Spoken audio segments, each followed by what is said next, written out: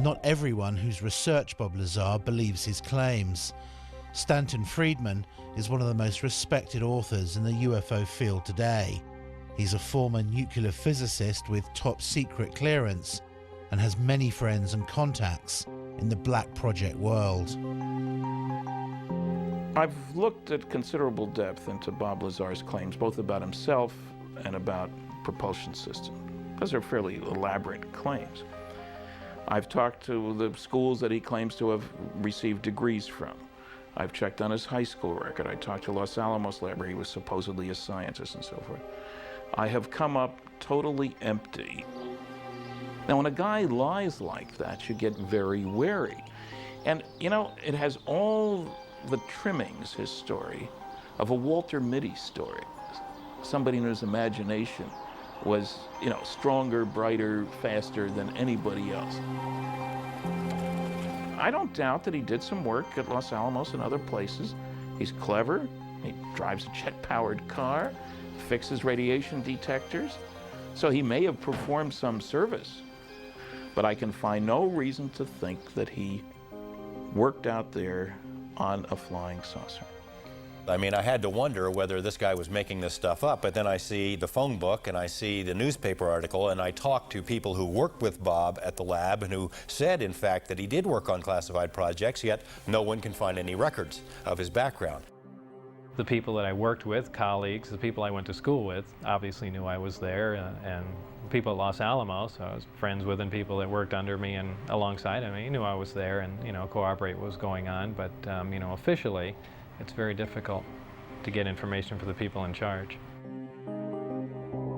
To further prove his claims, Lazar agreed to take a polygraph test, which he passed. The thing that is interesting about polygraph is that if you're embellishing or if you don't completely believe what you're saying, it is very, very easy to detect. All it really will tell you is that the individual believes with 100% conviction that what he's reporting is exactly as he recalls and as he believes it to be. And that clearly was the case with Bob Lazar. Now, could his perception have been a bit askew? Yes, that's possible, but he clearly wasn't lying. I think Bob is even open to the possibility that perhaps he had been used in some sort of misinformation or disinformation campaign. I mean, look at him. He has a pirate flag floating on his house. He races jet cars. He likes fast women. He likes guns. He's technically capable, so in that sense, he may be perfect for this kind of a program. Technically capable, scientifically knowledgeable, and yet completely discreditable at a moment's notice. If you wanted to test public reaction to a story about Area 51 and then suddenly discredit it afterwards, Bob may have been the most qualified person in the country.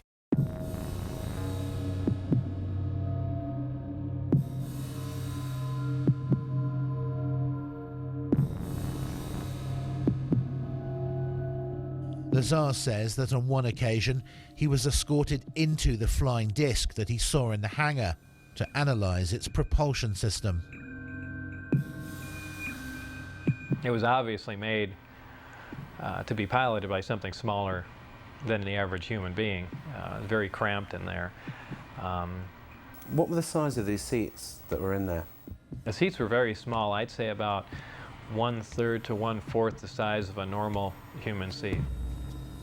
A lot of people say, boy, it must have been exciting to go in there, and I always say it wasn't.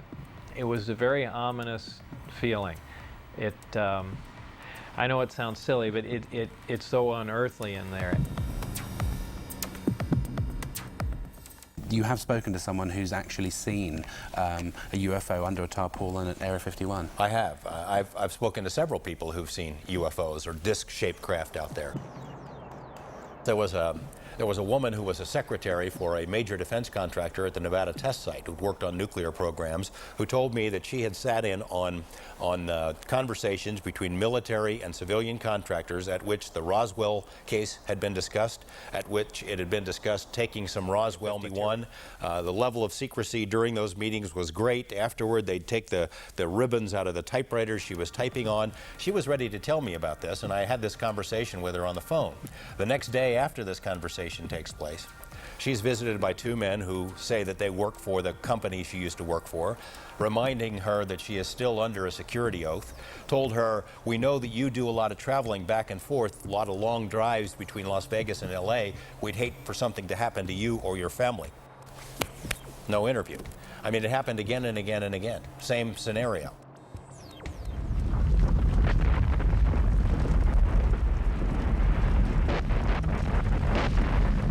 Lazar says that in addition to being shown inside the disc, he actually saw it take off from the lake bed. I was brought into the hangar for one of the short duration tests, and the craft was already outside on the lake bed, and that was pretty much of a marvelous sight. It's a huge thing. It's like seeing a house lift off the ground. You can't imagine the energy involved to do that.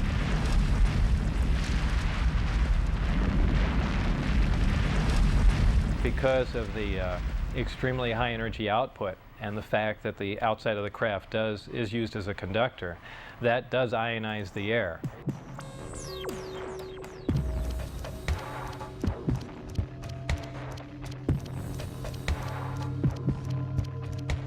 And the crafts do, as a byproduct of this, glow at night, and much like a fluorescent tube will light up. So, you know, bright, strange jumping lights in the sky, that does explain that.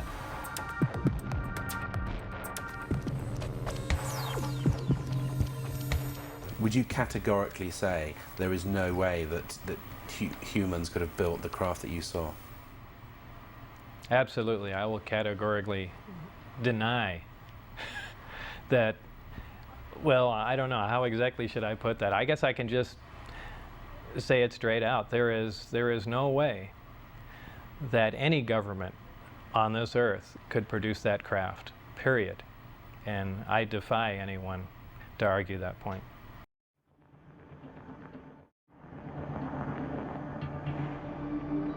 One of the big questions that's hung over this whole story is whether Lazar saw a man-made flying disc and not an alien spacecraft. A lot of these craft which are being developed in secrecy in the United States are tested at night, and one can imagine that seen through kind of half-closed eyes, something like an F-117 stealth fighter or a B-2 bomber, side-on or front-on, would look remarkably like, say, a flying saucer or a UFO.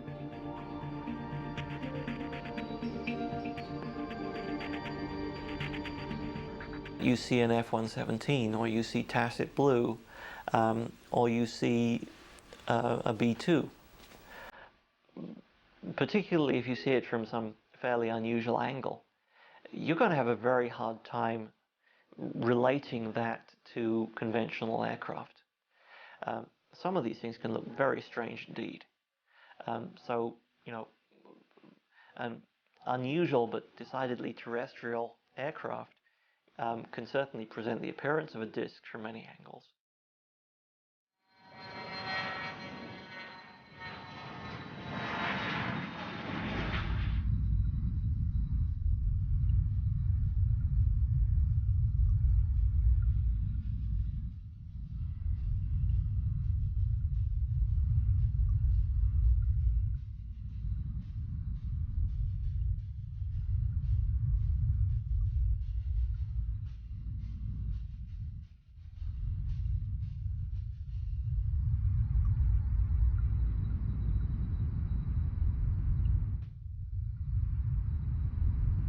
I think for anyone who's been out into the western United States and seen the kind of place it is and let their imaginations run riot a bit, it is possible to imagine in these vast test areas technologies which are highly exotic, highly revolutionary, and would change the way we feel about science today. However, to say that that is alien science derived from beyond this world, I think is something which is just, it is unbelievable. It's too much to absorb.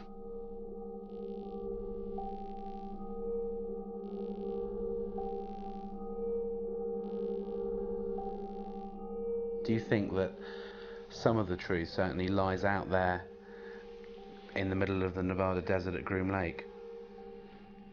I would expect that some of the truth may very well lie out in the desert near Groom Lake. It's the right place for some of it to be. It's isolated, it's under control, it's high security. I don't think we've yet scratched the surface on what's happening out there with regard to flying saucers.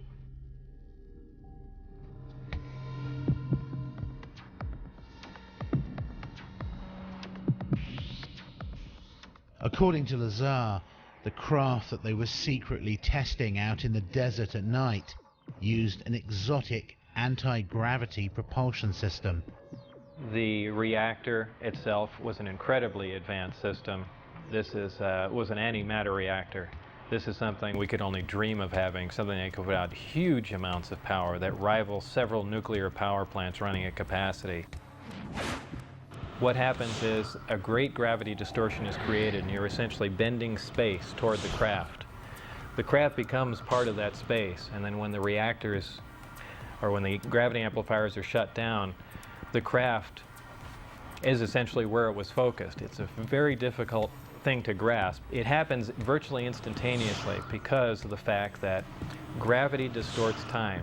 And if you're bending space and time along with it, when you wind back up in that place, you're there between the ticks of a clock.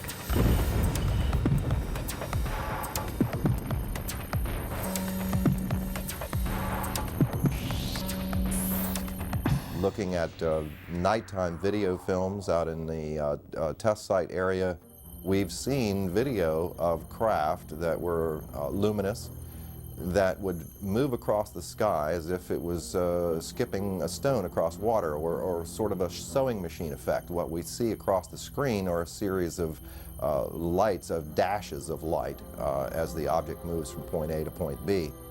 Therefore, we are seeing what you might call a shadow effect of the propulsion mechanism at work.